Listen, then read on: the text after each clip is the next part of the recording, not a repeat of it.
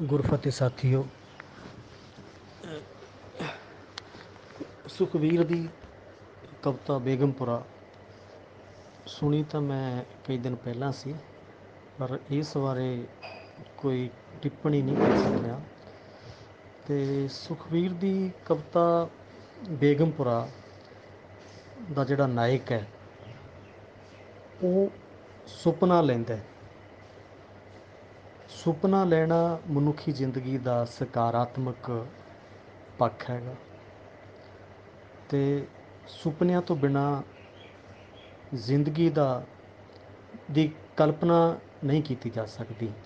जे मनुख के सुपने मरते हैं तो जिंदगी मर जाती है।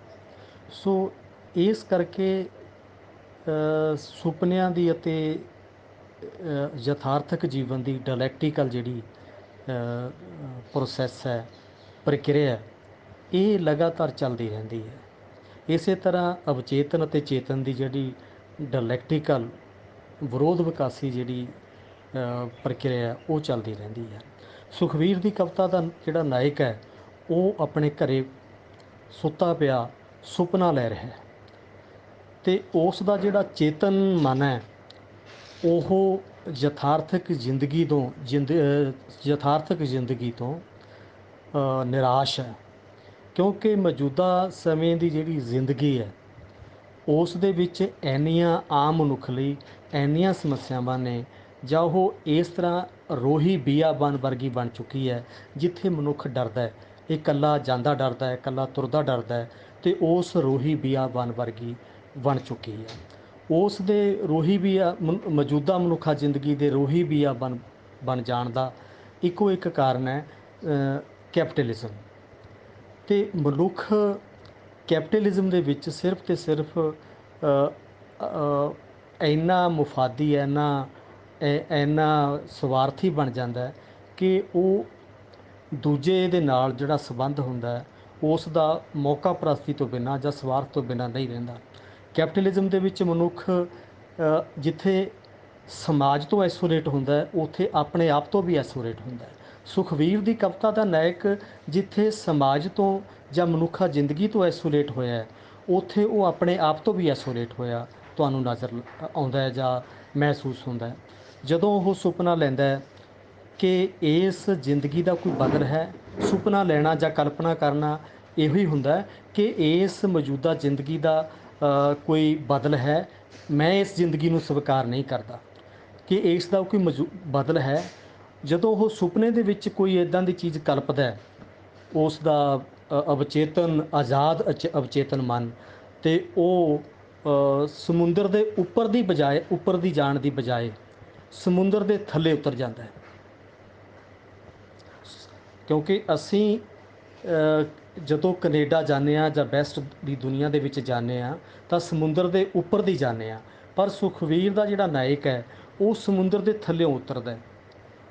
तो कहण तो भाव ये सिंबॉलिक तौर पर असी देख सकते हैं, पर जाना तो समुंदर के उपर दी पवेगा, मतलब पवेगा। तो जिहड़ी डिवाइस की गल सुखवीर दी कविता का नायक करता है वो डिवाइस जिहड़ी है वो भाषा के तौर पर असी कह सकते हैं, क्योंकि सुखवीर का अवचेतन पंजाबी अवचेतन है।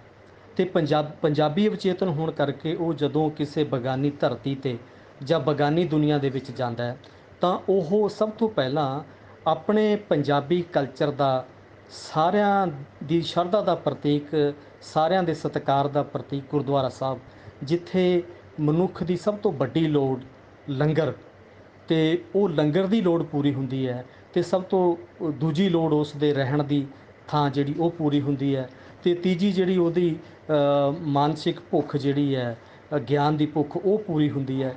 ये तीनों चारों जिहड़ियां मनुख दीयां लोड़ां ने वो गुरुद्वारा साहब दे विच पूरीआं हुंदियां ने।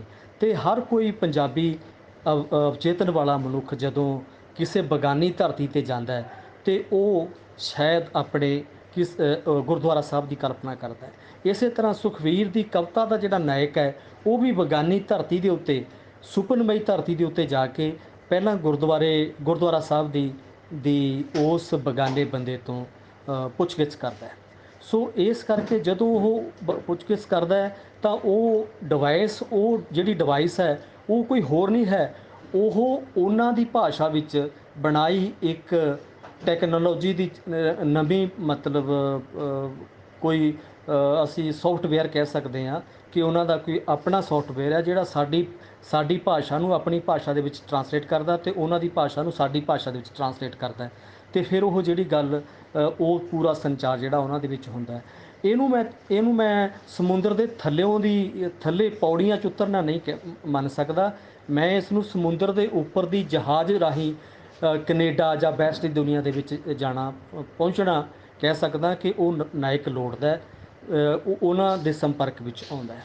ਅਤੇ ਜਦੋਂ ਉਹ ਇਹ ਦੇਖਦਾ, ਜਦੋਂ ਉਹ ਇੱਥੋਂ ਸਾਡੇ ਮੌਜੂਦਾ ਪੰਜਾਬ ਦੇ ਜੀਵਨ ਤੋਂ ਜਾਂ ਭਾਰਤ ਦੇ ਜੀਵਨ ਤੋਂ ਜਾਂ ਪੂਰਬ ਦਾ ਜਿਹੜਾ ਜੀਵਨ ਹੈ, ਜਿਹੜਾ ਕਾਸਟਾਂ ਦੇ ਵਿੱਚ, ਜਿਹੜਾ ਰਿਲੀਜਨ ਦੇ ਵਿੱਚ, ਜਿਹੜਾ ਖੇਤਰਾਂ ਦੇ ਵਿੱਚ ਵੰਡਿਆ ਹੋਇਆ, ਅਤੇ ਮਨੁੱਖ ਦੀ ਪ੍ਰਵਿਰਤੀ ਪਸ਼ੂਆਂ ਵਰਗੀ ਹੈ, ਅਤੇ ਅਜੇ ਉਹ ਜਾਤਾਂ ਦੇ ਵਿੱਚ, ਧਰਮਾਂ ਦੇ ਵਿੱਚ ਅਤੇ ਹੋਰ ਇੱਦਾਂ ਦੀਆਂ ਗੱਲਾਂ ਦੇ ਵਿੱਚ ਦਾਇਰਿਆਂ 'ਚ ਰਹਿ ਕੇ ਸੋਚਦੇ ਨੇ, ਅਤੇ ਜ਼ਿੰਦਗੀ ਜਿਸ ਕਰਕੇ ਜ਼ਿੰਦਗੀ ਰੋਹੀ ਬੀਆਬਾਨ ਬਣ ਜਾਂਦੀ ਹੈ।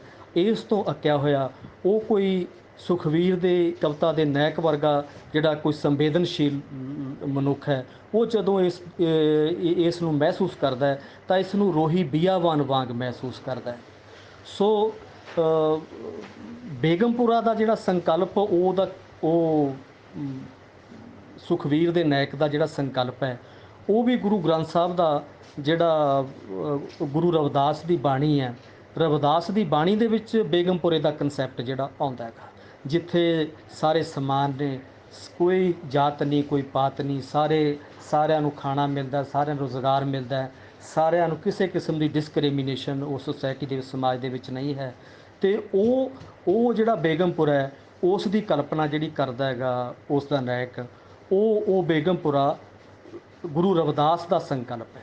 ਅਤੇ ਉਹ ਬੇਗਮਪੁਰਾ ਸੁਖਵੀਰ ਦਾ ਨਾਇਕ ਚਾਹੁੰਦਾ ਕਿ ਸਾਡੀ ਧਰਤੀ ਦੇ ਉੱਤੇ, ਸਾਡੇ ਪੰਜਾਬ ਦੇ ਉੱਤੇ, ਸਾਡੇ ਭਾਰਤ ਦੇ ਵਿੱਚ ਉਹ ਬੇਗਮਪੁਰਾ ਬਣੇ, ਜਿੱਥੇ ਕਿ ਅਸੀਂ ਇਸ ਬੈਸਟ ਦੀ ਦੁਨੀਆ ਵਰਗੇ, ਜਿੱਥੇ ਕਿ ਕੋਈ ਧਰਮ ਨਹੀਂ, ਕੋਈ ਜਾਤ ਨਹੀਂ, ਕਿਸੇ ਨਾਲ ਵਿਤਕਰਾ ਨਹੀਂ, ਅਤੇ ਹਰ ਇੱਕ ਦੇ ਨਾਲ ਕਾਨੂੰਨ ਦਾ ਰਾਜ ਹੈ, ਅਤੇ ਹਰ ਕਿਸਮ ਦਾ ਉੱਥੇ ਤੁਹਾਡੇ ਨਾਲ ਕਿਸੇ ਕਿਸਮ ਦੀ ਡਿਸਕ੍ਰਿਮੀਨੇਸ਼ਨ ਨਹੀਂ ਕੀਤੀ ਜਾਂਦੀ। ਜੇ ਮੈਂ ਫਾਰ ਐਗਜ਼ਾਮਪਲ ਕੈਨੇਡਾ ਦੀ ਗੱਲ ਕਰਾਂ ਕਿ ਉੱਥੇ ਬਹੁ ਰਾਸ਼ਟਰੀ ਦੇਸ਼ ਆ, ਉਹ ਉੱਥੇ ਭਾਸ਼ਾ ਦੇ ਤੌਰ 'ਤੇ, ਰਿਲੀਜਨ ਦੇ ਤੌਰ 'ਤੇ, ਕਾਸਟ ਦੇ ਤੌਰ 'ਤੇ ਕਿਸੇ ਕਿਸਮ ਦੀ ਡਿਸਕ੍ਰਿਮੀਨੇਸ਼ਨ ਨਹੀਂ ਕੀਤੀ ਜਾਂਦੀ।